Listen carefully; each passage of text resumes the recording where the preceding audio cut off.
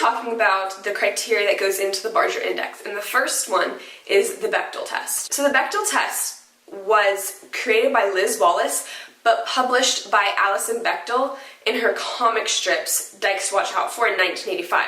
The test looks at a movie and sees if there are A, at least two named women, who B, talk to each other about C, something other than a man, and there's been a later requirement added onto it that this conversation lasts for at least 30 seconds. The sad thing about the Bechdel test is that really only half of movies pass it, which should seem really easy considering women are half the population and our interests aren't only men.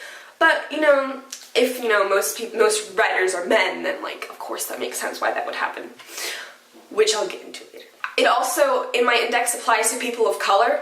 So the test is replaced with A, at least two named people of color who B, talk to each other about C, something other than a white person for at least 30 seconds. So I look at that too because, it could just be two white women, and that doesn't necessarily mean it's diverse enough because, we're not here for white feminism ever.